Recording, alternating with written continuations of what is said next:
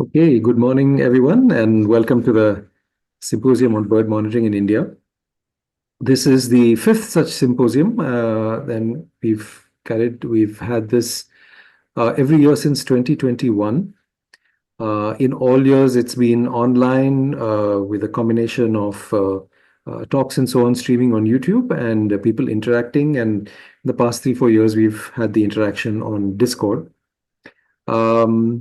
You can see the previous talks and the schedules and activities of the previous symposia on the website birdmonitoring.in. So please do check that out. There's been lots of very, very interesting talks and activity in the past as well. This year, as always, it's a 2-day symposium, and the advantage of doing this as a combination on Zoom/YouTube and then on Discord is that we can interact about talks and presentations continuously and also after those talks are finished. And so please keep an eye on the appropriate channels and put your questions in the correct channel. And in some of the sessions where we have the short talks and so on, there's going to be a different thread for every speaker. So please put your questions in the appropriate thread. But for the keynote talk, of course, there's a dedicated channel, and so you can just put your questions in that channel. There's a number of people behind running the symposium, and you can see them actually on Discord. They have the descriptor organizer or volunteer or something like that in brackets. So thanks to all of them for running this and making this happen. The purpose of this symposium, of course, is to get everybody who's interested in birds and monitoring on a platform to share their work and their ideas, and for all of us to learn from each other and be inspired by each other. And I think this has been really effective and wonderful to see this small but growing community build up over the years since 2021. And of course, the community has been there before, but now we have an annual platform for us to get together and discuss. Thank you for joining this growing community, and we hope you find this symposium interesting, useful for your work, and inspiring as well. I'm here to introduce the keynote speaker for the symposium, who's Dr. R. Jayapal. And Jayapal is the senior principal scientist at the Salim Ali Center for Ornithology and Natural History, which is in Coimbatore. And Jayapal and I go back a long way, 30 years. Jayapal wrote that he's been involved in birds and research for 25 years, but actually it's more like 30 years now.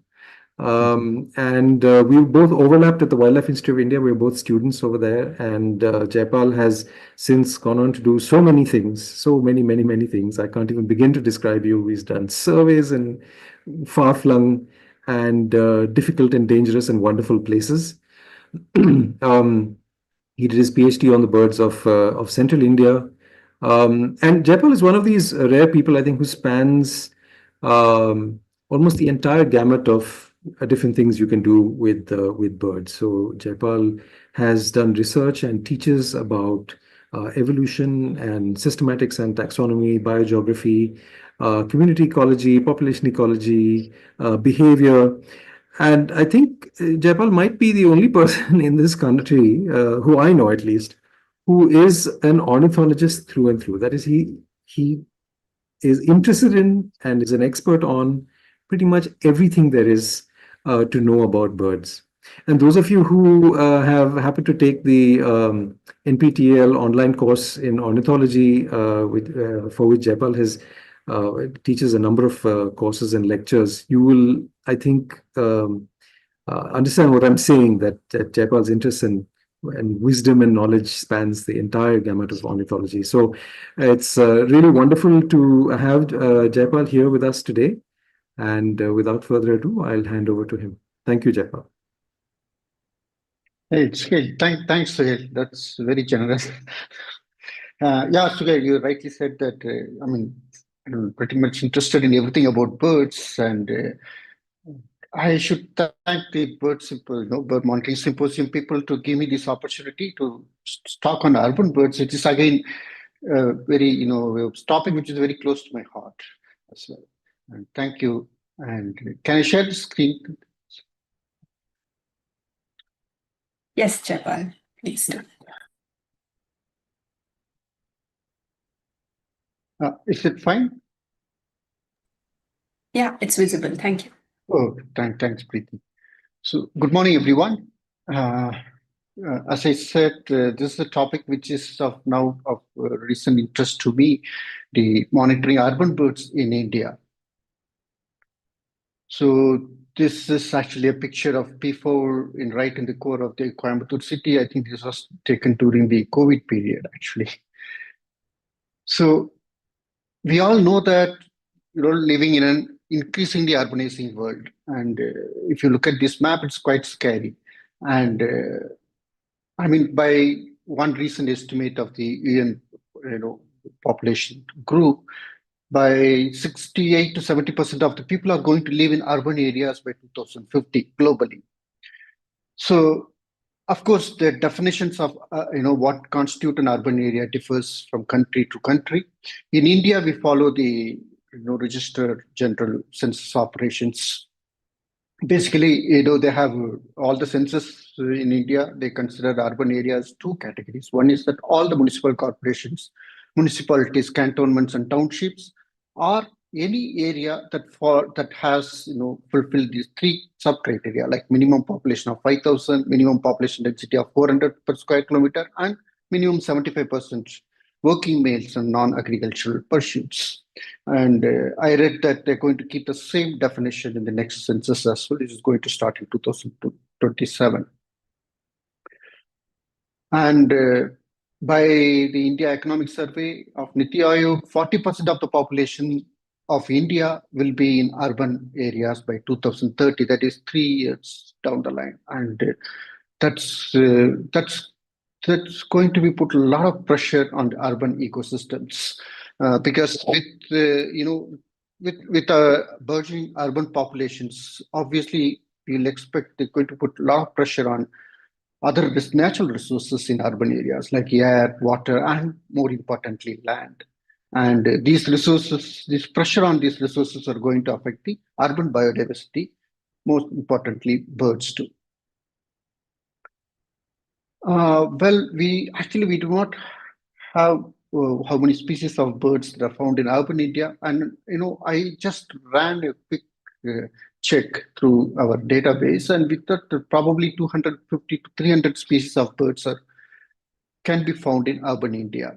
But again, this differs from the one city to another city or town. For example, I was just looking at the eBird data and found that if you just take the barbets, right, for example, and you have Bangalore has white-cheeked barbet, one of the top 10 these things, where the Delhi will have brown-headed barbet, and Mumbai and Chennai will have coppersmith barbet, and if you go to Kolkata, it will be like blue-throated barbet. So these, this is more of a biogeographical sense and also ecology. So what constitutes an urban bird in one city may not be an urban bird in another city. So that being said, yes, of course, every city, human-dominated landscape have multiple habitats for the birds, like open green spaces, what we call as urban green spaces in literature, constitutes like parks and gardens, overgrown empty plots, and campuses and enclaves, residential enclaves, industrial enclaves, buildings and other structures, and of course the wetlands. So these are the four major urban habitats for urban spaces for birds. So, well, this is taken from the Myna app from the State of India's birds. Of late I've been quite fascinated with this app, Myna. I mean, there are two things. One is that Myna, the other thing is Praveen's new book on, the new synopsis on birds. See, both Myna and Praveen's new book are like the favorite distractions. So you get into those things and it's very difficult to come out of it. So one leads to another things. So I was just doing this Myna app, and then I was looking at what would be the top common birds. So if you're familiar with Myna app, So if you draw any polygon, and then it will give you the list of birds with their proportions and everything. So, and also it will give you top 10 common birds, basically most frequently reported things. And so I extracted, for 25 Indian cities, what would be the common birds. And but as I said that the every city will have a different biogeography, ecology, and other things. So geography, other things. So and I derived a cumulative rank basically. So that we can come out with a common top 10 things. So and it's not surprising. The rock pigeon comes as the topmost one, the commonest urban bird right now. And most of course, almost all of them are feral rock pigeons, and followed by house crow and then common myna. And of course, black kite and roasting parakeets. The last other 5 places, red-winged bulbul, laughing dove, Asian quail, spotted dove, and purple sunbirds. These are the top 10 common birds of among these 25 Indian cities. Of course, if you expand these cities more, probably then there will be slight changes in the composition as well. And these are the top 5 or 6 cities that I looked at, and you can actually see, like for example, Delhi, black kites and common myna. Mumbai, it's house crow, and Chennai also it's house crow. Maybe because of the both are coastal cities, and house crows thrives very well in coastal places. And black kite again in Bangalore, like Delhi, and Hyderabad. Surprisingly, rock pigeons tops the twin birds, and Bhopal again red-winged bull. Bhopal is more of it's still a lot of woods and natural habitats, and of course the wetlands. So you get like Indian pond heron and things, the white-throated kingfisher in Bhopal and things, and Kolkata, of course, the black kite and house sparrow and things. And urban birds, if you can put the urban birds, the typology actually, how do we classify that? Urban birds can be classified, basically, ecologists. They do that. One is that obligate urban birds. See, the obligate urban birds are the species marked by higher abundance in urban environments compared to natural ecosystems.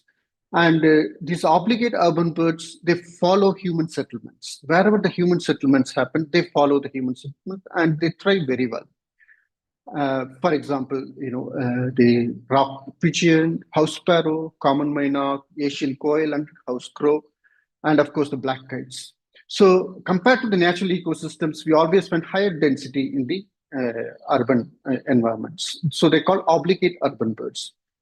And next comes the facultative urban birds. So the facultative urban birds are, they are found in their natural habitats, like red-winged bulbul, roasting parakeet, spotted dove, purple sunbird, or purple rump sunbird. But they're also increasingly adapted to thrive very well in urban environments, urban ecosystems. So they're kind of facultative. They're good. They occur very good numbers in their natural habitats. They're also adapting very fast to the urban environments. Both obligate and facultative urban birds, we call them as Synurbic birds, basically. So Synurbic birds. So urban bird is any bird that is found in an urban area or human-dominated land is called urban bird, but Synurbic birds are obligate and facultative. Besides, I think that's an interesting other category is that residual urban birds. These are the birds that are actually not very comfortable with very urbanized area, but then we still have some remnant pockets of natural habitats within our urban centers. So these birds, still small populations, continue to persist. So they're called residual urban birds. And since if these residual pockets, the remnant pockets disappear, these birds will also disappear. For example, the black drongo or the white-throated kingfisher or grey francolin, and also go for the wetlands like lesser whistling duck. There are quite a few wetland birds, in fact, fall under the residual urban birds, because if the wetlands disappear, these residual birds, these birds will also disappear from this thing. And of course, we have vagrants. Vagrants are like any birds, like any habitats. Some species always straggle into or pass through urban areas for a very short time. So they are not of very importance to these things because they don't really stay in urban areas. So I just mentioned about the Synurbic birds, like facultative and obligate birds, but there's a process called Synurbization. So what makes a bird successful city dweller? What makes a bird a city bird? The Synurbization is what the ecologists call it, the process of a species or population becoming urbanized. I mean, not necessarily the species and its entirety, maybe also subpopulations, a particular population of a species in a particular city. And it's basically a development, a very gradual, evolution of physiological, ecological, and other behavioral adaptations for successful life in cities. And they have, there are quite a few ecological literature available. And so what are the marked characteristics? Because if a bird, we call successful urban bird, one is that the tameness towards humans, they're not really very afraid or scared of humans, higher longevity, and because of, the assured food supply and other things, higher population and less predation, higher population density. And sometimes these urban birds are typically characterized by multiple broods, like we can easily see like house crows or rock pigeons. And heightened intraspecific aggression, that's again a characteristic of the urban bird. Parochialism, local and winter movements are much reduced. I remember, in way back in late 90s and 2000s. So we used to watch birds in Dehradun, where the winter gets really cold. And in Doon Valley, we often, when in early 90s, actually, species like Oriental magpie robin or brown rock chat, they're absent in winter. They do undertake local winter movements. But by late 2000 or by mid of 2000s, 2015, 2007, 8 and all, we increasingly see both brown rock chat, Oriental magpie robin, which normally move out of Dehradun during winter. They actually continue to stay in winter as well. So maybe, that's parochialism. That's what. Maybe it's kind of adaptations to winter, or maybe, we don't know much about that. And prolonged circadian rhythm, that's the physiological adaptations to artificial light, change in time activity budget, because, the nocturnal birds can become diurnal, or diurnal birds can actually forage well into the night, right, like black crown goes in the cities. And readily adaptive to new environments. Again, these birds show behavioral adaptations. They're not really, neophobic as such. So they can easily adapt to new environments and enhance their cognitive ability. So again, they have to use their cognitive ability to survive in urban environments, novel environments. So before we move on to the urban bird monitoring and other things, one is that what really determines urban bird diversity, there are 4 factors, and not go much into detail about these things, just landscape factors. That's the area of the city or town, elevation, habitat heterogeneity, how many habitats are available. Those are landscape factors. And second important thing is the human factors, how we plan the urban development, and the disturbance from human sources and habitat fragmentations, how they affect these things. And then ecological factors, all the biotic factors like biogeography, habitat structure, vegetation composition, food availability, everything. And of course, the environmental factors, that's your microclimate and water body structure, wetland structure, and everything. So these 4 factors, landscape, biotic, abiotic, landscape, human, so they actually influence the cityscape, how the cityscape is being formalized through these 4 factors, and that in turn decides the bird composition of things. Now, this is very important actually when managing the urban bird populations while monitoring. So why we should monitor urban birds? And one is that it's very critical to evolve best practices for sustainable urban development policy. And as you know that, in 2015, 2015, Ministry of Housing and Urban Affairs, Government of India, they launched the Smart Cities mission across India. I think 100 cities were chosen in 2015. So now this Smart Cities mission, one of the key measures, they have different measures for success or monitoring. One of them is the biodiversity. And of course, the birds, and of course, the birds are the most visible indicators of any changes in land use pattern and ecosystem health. So birds are generally taken as the best indicators, and not because they're ecologically the best indicators, Maybe other taxa could be much better than birds, but then they're the most visible. And second thing is that the number of bird watchers who are competent or who are interested, keen to watch birds are also very high. So both these factors make birds as the ideal choice for even the smart cities mission to use the bird diversity as one of their measures of birds. And that's very important. And they need the data from the birders. And also we need the reliable data on bird populations, because we know that urbanization keeps, they're putting a lot of pressure on air, water, and land. And so we need the reliable data on how much these changes affect the urban bird composition so that we can actually monitor the changes. And one of the important things that recent paper in Indian birds is from Coimbatore, one of the wetlands from Coimbatore, and by Parameshwaran et al. It is water birds of urban wetland. Actually, they have actually gone through, they've studied these sparrows in the Coimbatore Lake for 6 to 8 years.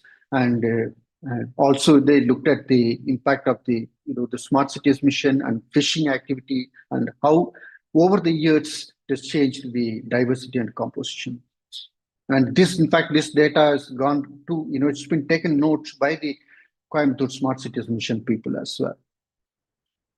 So how do birds respond to urbanization? So, okay, fine, we know why we need to monitor the urban birds, but how do birds really respond to urbanizations? So one of the earliest workers, John Moss, 2001, he talked about probably the first systematic study on bird monitoring in urban areas. So there are two criteria, two parameters. One is the bird population density, other is bird species diversity. Bird population density is that a particular species, how many number of species that particular populations per square kilometer. So, and bird diversity is that how many number of species and their abundance available in one particular area. So, as expected, with increasing urbanization, with increasing urbanization, we can see the bird population density goes up. Because the synerbic birds, obligate and facultative birds, they keep rising in their population density with a successful colonization. But with increasing urbanization, we see a drop in bird species diversity. The number of the variety of bird species that you see tend to reduce with increasing urbanization. You remember this facultative, obligate urban birds, facultative and residual, right? So this is another paper where they actually looked at how these three groups of birds respond to urbanization. And this red line is the obligate urban birds. This house sparrow, rock pigeon, house crow, black-kite, common myna, they keep increasing with the increasing urbanization because they have successfully colonized and their numbers are found much higher in urban habitats than their natural habitats. Of course, this can also not go on at infinitum because, like, we know that some of the birds, like house sparrows, may not really thrive very well with even the extreme reaches of urbanization research. That we'll talk about that later. Then second is that facultative urban birds. So they do gain a lot with the increasing urbanization because they have adapted to thrive in that novel urban environments like red-mantled bulbul, rosing, parakeet, spotted dove, purple and purple rimmed sunbirds. But after a certain point, with further increase in urbanization, their population starts dropping. So that's a typical facultative urban birds. And maybe because their habitats are going for a toss, it's getting degraded with further urbanization. And of course, the residual urban birds is what exact opposite to the obligate urban birds, where they have specialized habitats. So when the residual remnant patches of their habitats, like small forest patch or small wetland or a wetland or small woodland, when it disappears, these birds also disappear, like black drongo, kingfishers, and francolids. And of course, the wetland birds.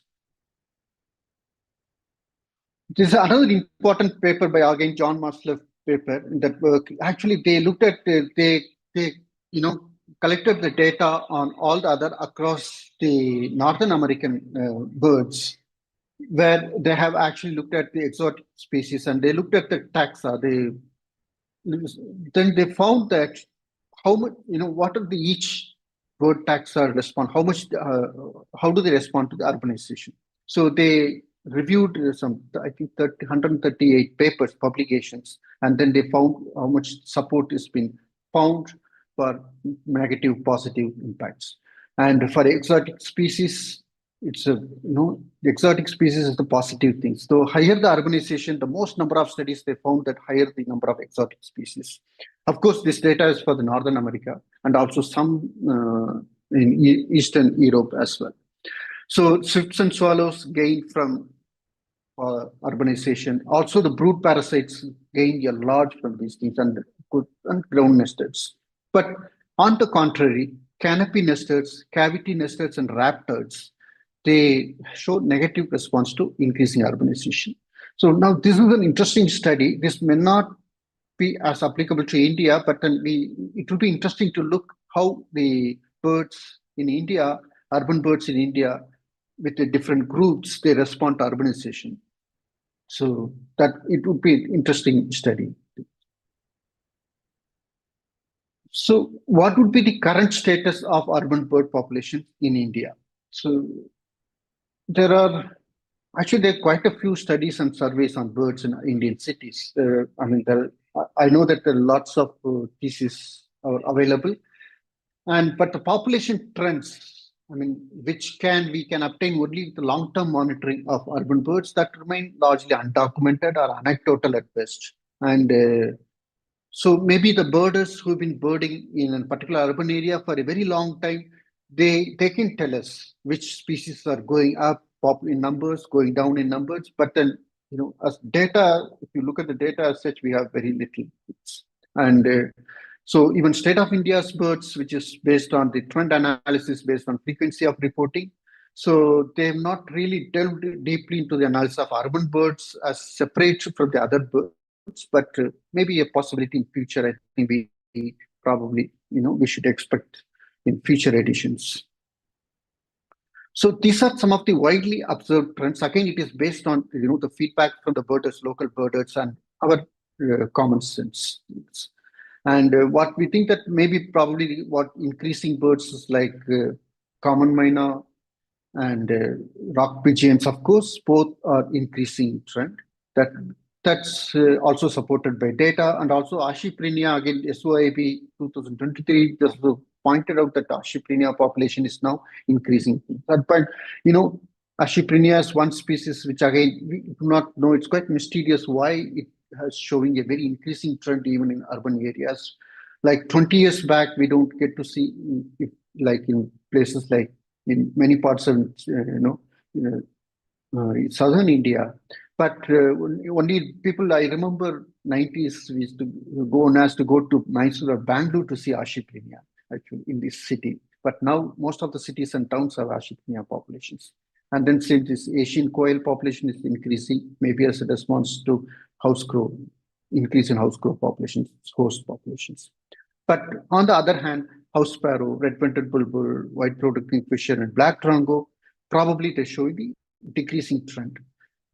Now, this may be to do with, we can sort of generalize the trends, things like, for example, if you look at even more carefully with the data, we can say that the population of omnivores, it keeps increasing, like common myna or house crow. It keeps increasing in urban things. And frugivores, of course, and nectarivores. The frugivores and nectarivores, again, SOIP, if you remember, State of India's birds 2023 also pointed to that there's a general increase in the frugivores and nectarivores, especially in human-dominated landscape, might be due to because of the planting of fruit-yielding and flower-bearing fruits and plants in human-dominated landscapes. So that maybe help a lot in this increase of these populations. On the other hand, we have insectivore populations that is also supported by data and by various studies. So our urban birds, the insectivorous birds are really going down in numbers, and it's been drastic decline. So that's something of a big conservation concern. And granivores, it's a mixed things like house sparrows just disappearing from certain urban pockets. But rock pigeons are really thriving. Well, that may not be, this trend of both house sparrow and rock pigeon that may not to do with the availability of food, but then more of non-available, for rock pigeon, the buildings and other nest structures giving these things. And for house sparrows, various hypothesis, but the most plausible one would be the loss of insects, especially the diphtheria insects for their chicks due to vehicular pollution in the cities.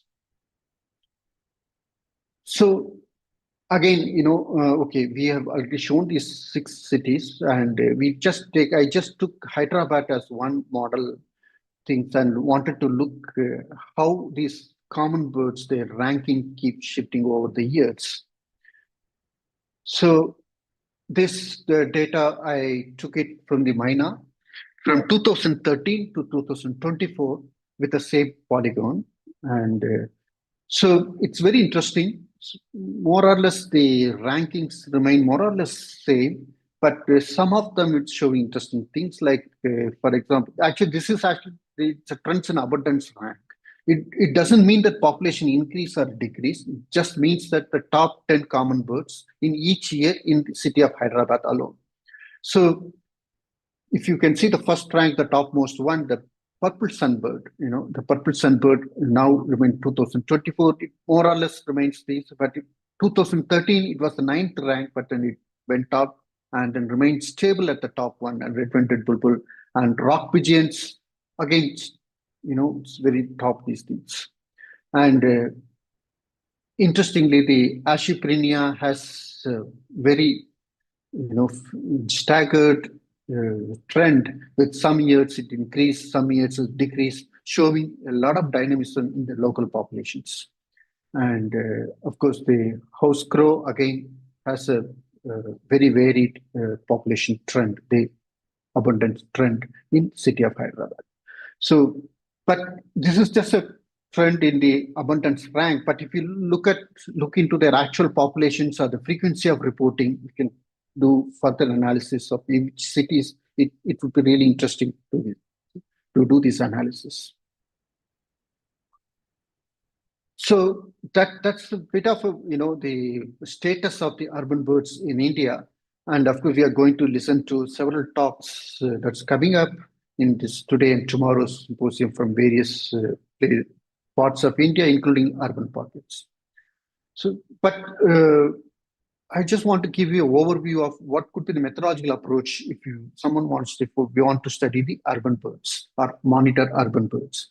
First thing is that there are 2 ways. One is that if we want to monitor urban birds, there are 2 open questions: whether we want to monitor just a specific site in an urban city or town, or is it the entire city. If it is a specific site, then we can actually select a locality or a sector, or even your residential enclave, park, garden, wetland. It is a specific site. Or we can also monitor the birds of entire city. So if it is a specific site, as individuals or small birding groups, they can do that. But for the entire city, we need a network, an umbrella organization of all the individuals and groups. And the main methodology is patch birding for specific site. It could be either stationary for 15 minutes, like eBird protocol, stationary for 15 minutes, or trail walks for 30 minutes, or even walk for 30 minutes, or walk of up to 1 kilometer. It can be tweaked. So 1 to 2 replicates every week repeated. So that could yield a good, reliable, nice data on specific sites, urban bird monitoring specific sites. But for entire city, like for Bird Atlas, of course, we're talking about it, grid-based sample. It is either stationary or trail walk that we'll see in the next slide. So there's no time limit for the specific site monitoring, because as long as you live in that particular locality, or as long as you have access to that locality or a site or a garden, we can do this monitoring. But for the entire city, like it usually is 3 to 5 year data, and maybe it can be repeated again after 5 years or 10 years later.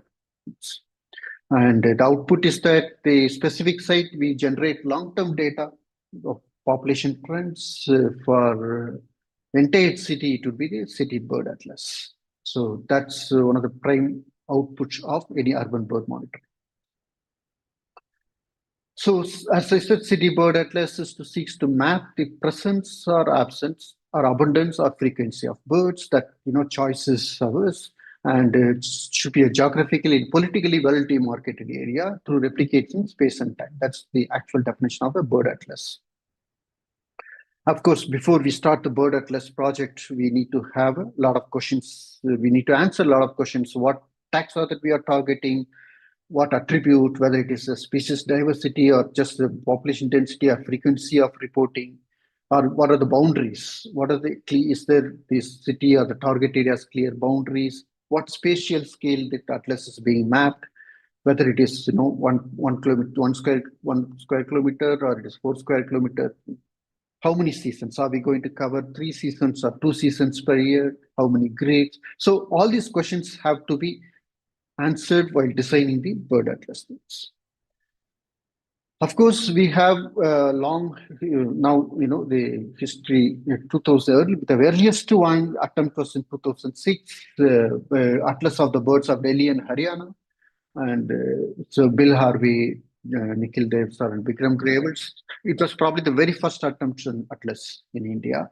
And this largely drew on birds and data from the historical data. Even Tony Gaston is here, so even they have used the data from all the historical things as well. And then it's a very nice way of they put this, like the area of the circle as the population size of the particular species in Delhi area.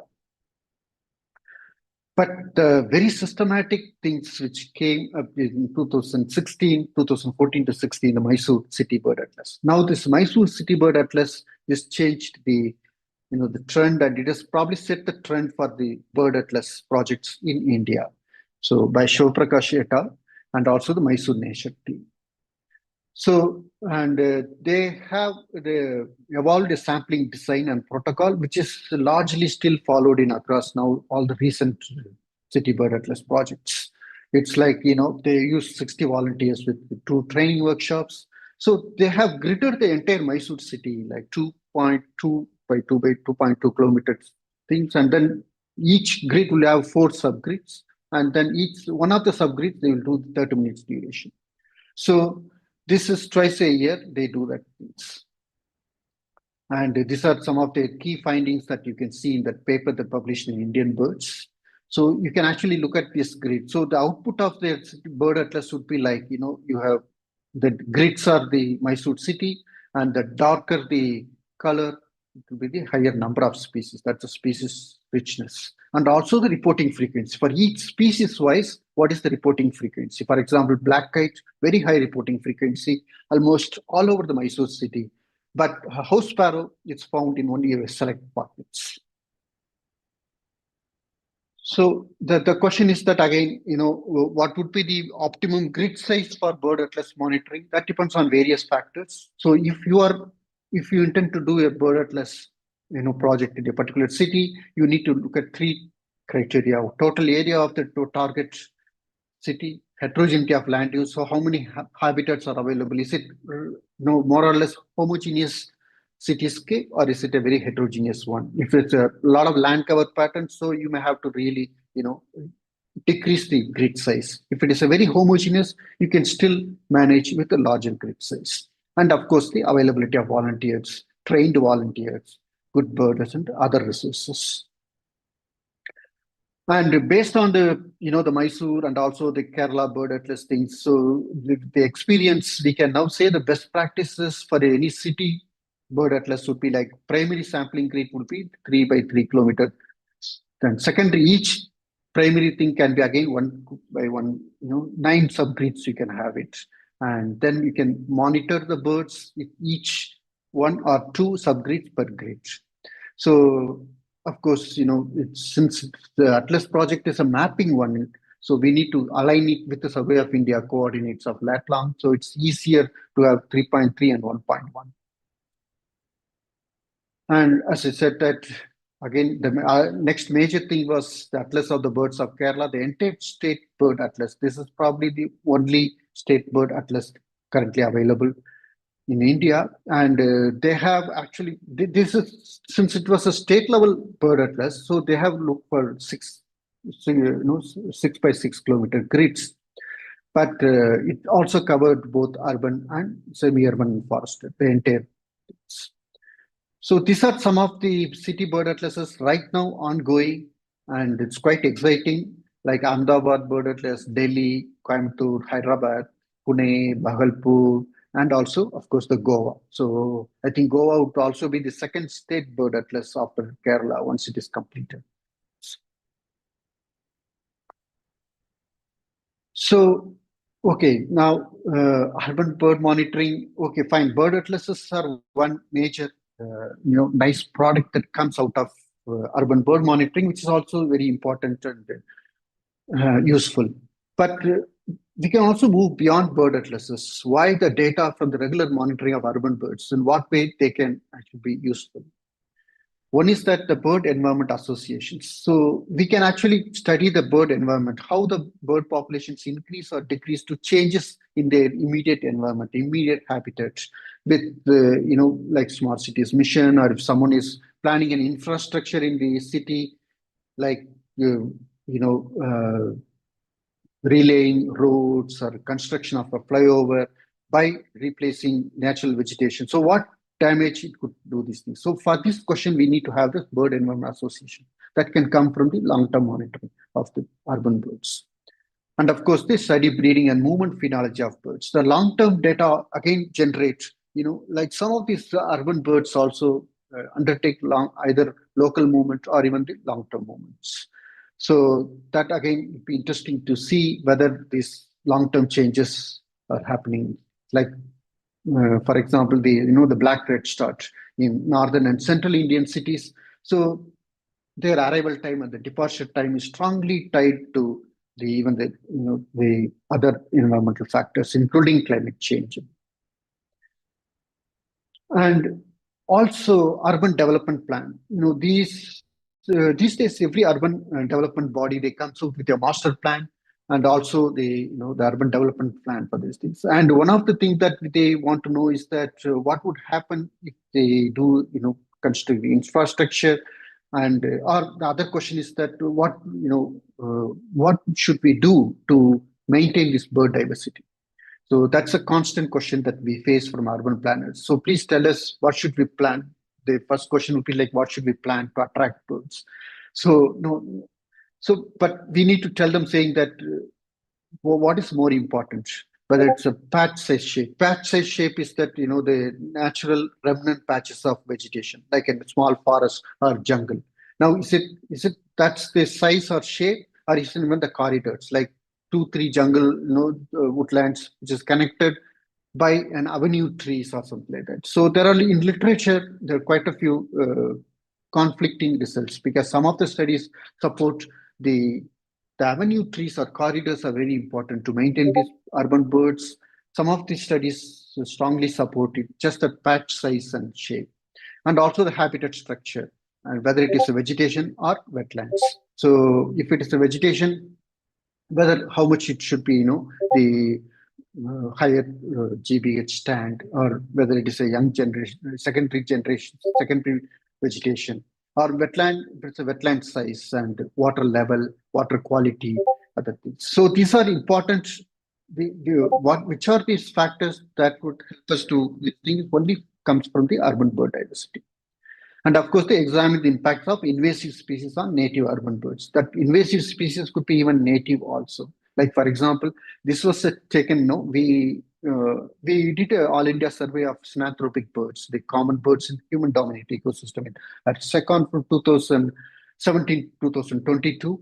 We found an interesting pattern. We looked at the common myna and house sparrow, and very interestingly, there shows to be a very slight negative reaction between the abundance of common myna and the house sparrow. And but when we look at deeply into the data, and we divided our sampling grids to rural, semi-urban, and urban, very interestingly, the rural populations, both the common myna and the house sparrows, there's no relationship as such, even though there's a slight positive. But with urban, semi-urban and urban, there is a very steep, significant decline. So that means that higher the house, the common myna population, lower the house sparrow populations. Now, this is very interesting because this can come only from long-term monitoring. Actually, this is based on occupancy. But then, if you do urban monitoring for a very long time, we can actually get actual abundance data and the relationships. So maybe common mynas are usurping the nesting spaces available to house sparrows. So because we have seen quite a few handful of incidences of how common mynas interfering with and also displacing house sparrows from their nesting sites, which is the premium things in urban areas. So these kind of interesting insights we can get if we do the urban monitoring of the birds. And of course, to design mini biodiversity parks. So this is something that we, even at SECON also, we have been now proposing to the ministry for some time, saying that, for especially the urban ministry, we should have the mini biodiversity park, not the one which is very well groomed and well maintained, but as a wild patch of small patch. But how much area, how much, inter park distance, all these things have to be worked out by this. And for those things, we need data from urban birds. And also restore or bring back birds that are lost from urban areas. Like as you know very well, like house sparrows have been lost from quite a few urban pockets in India. So how do we get those birds back? But that can only come from data from urban monitoring. Like one classical study is Singapore. That's it's a textbook example of how Singapore brought back the oriental pied hornbill. Like by I think turn of 19th century, the oriental pied hornbill became completely extinct in Singapore, the city-state. And then by sustained reintroduction, captive breeding, and also assisted colonization measures, it's a long history. And if people are interested, please just you can Google it out, saying that hornbill restoration in Singapore. It's a very interesting management story. How the urban planners, ecologists, conservationists, and ornithologists, birders, they came together. And now the oriental pied hornbill is it's a common urban city bird in Singapore. So with that, I would wrap up this talk. And so these, before I finish, these two books I would suggest if you were really interested in studying and different facets of urban birds. One is that Win-Win Ecology by Michael Rosenzweig. Win-Win Ecology is a classical book. It gives offered solutions how urban development and bird diversity, bird conservation can go hand in hand. I mean, without compromising, or how we can maximize the bird diversity or biodiversity in urban development. And second is that Bird Friendly City is actually Beatley's book is actually a collection of case studies. I think 17 case studies all over the world, and how the cities in all over the world, they brought back their bird diversity through different measures. And so it's very interesting collection of papers. These two books I strongly recommend. Thank you very much. And this is my email ID. And please feel free to write to me if you have any questions. And of course, we'll have now the question answer sessions. Please. Thank you very much. Over to you, Preeti. Yes, thanks, Jayapal. Yeah. Thank you. That was a really nice overview of the different approaches, the different kinds of studies that have been done in urban environments, and a very nice way forward for young people who are interested in taking up this work. We have some questions that are coming in on Discord. Sorry, for those of you who don't know me, I am Preeti and I'm one of the organizers of the symposium, and I'll moderate this question and answer session for Jayapal and also the following short talk session. Jayapal, I think there are some questions and clarifications that people have requested. One of the clarification that Ghazala was talking about is, so she was saying that there are about 500 species in Delhi itself. So the urban bird diversity depends a lot on geographical location, availability of agricultural lands, parks, wetlands, and so on. So the estimate that you were talking about in the beginning of the talk, which was about 250 to 300, seems a little bit low. Would you like? Yeah.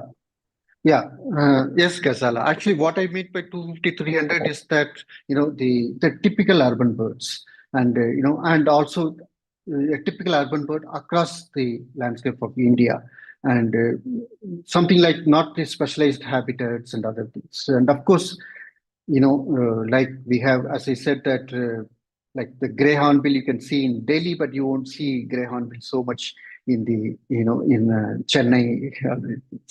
So those varies. Maybe it's an underestimate. I agree. Right. All right. The other question that Ghazala had was related to the response curve for facultative urban birds that you showed, and she was wondering whether there is some data available on this from fieldwork, from studies. Yeah, this is data from Moslef. Moslef actually looked at the 138 papers. It's a meta review of birds, but it's mostly from North America and also the Eastern Europe. Not from India, but it would be interesting actually. Now that we have data from eBird and other these things, the possibilities are endless. And I really request all the young, researchers out there to try this out. And it's very easy. The data is already there on the platform. All that we need is to analyze that and things. Right. Um, the next question we have is from Badri Narayanan, who has joined the symposium on Discord. He's remarking that it's quite unusual to find that urbanization has been favoring ground nesting birds in North America. Would you like to comment on that? Yes, Batri sir, yes, I was also surprised.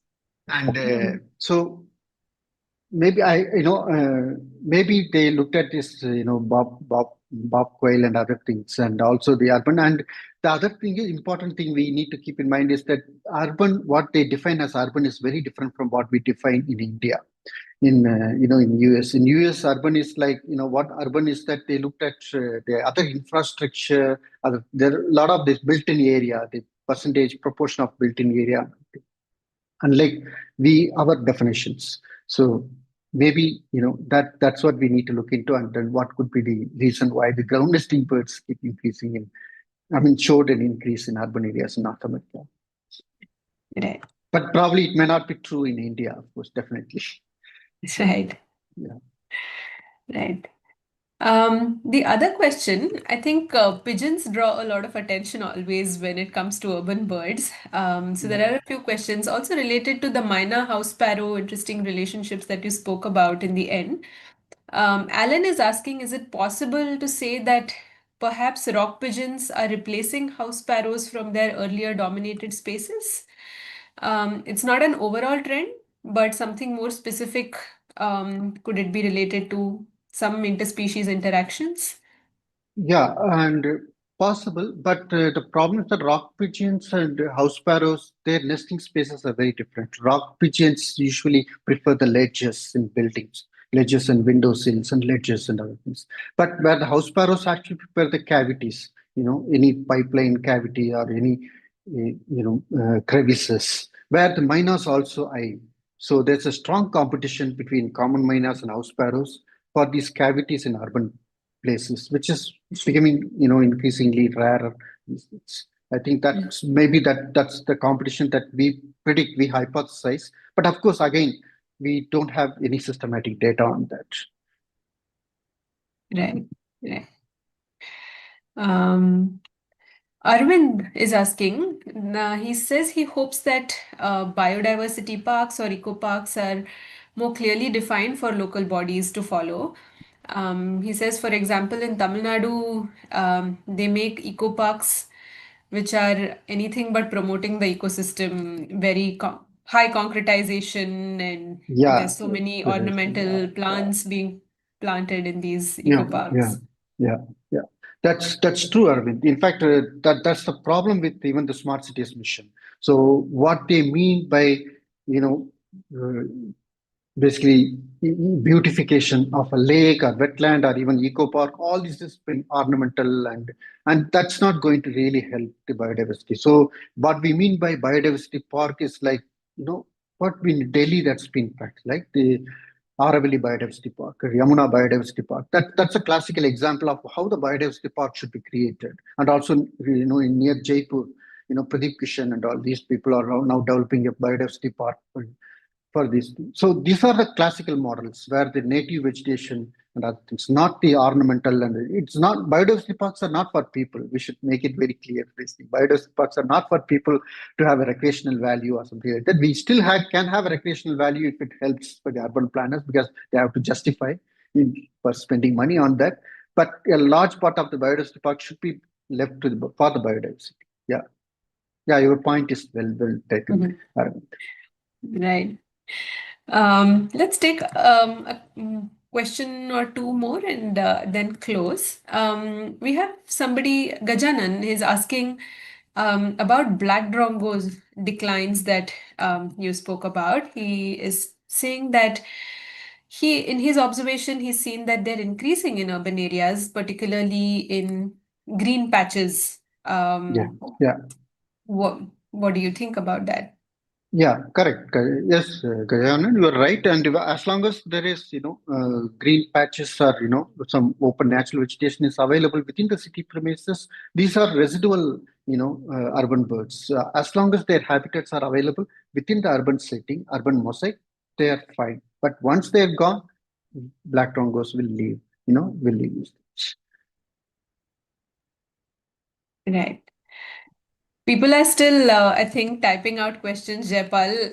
There are a few more questions that I can see, but people are also typing. So I hope you can join us on Discord as well over the next Sure. rest of the Yeah. day today and tomorrow, Right. if you can, Right. to So I answer can some more answer questions. on Discord channel as well, right? So Yes, right, look into their absolutely. questions. Oh, Please do. fine. I think that one of the Yeah. big advantages of doing this on Discord is that people can continue to watch talks if they've missed something and also ask more questions. Sure. Yeah, thanks so much, Jayapal, Thanks, Preeti. for this lovely talk, and Yeah. we'll look forward to interacting with you more on Discord as well. Yeah. Thank you, Preeti, and thank you all the audience. Thank you very much for the questions, and we'll now interact on Discord channel. Thank you. So I Yes. can leave now the Zoom. Yes, absolutely. Just a quick couple of announcements. The next session we have is short talks, and that will be on a different channel on Discord called 5th September Short Talks AM, morning short talks. So we will now move the session to a different channel.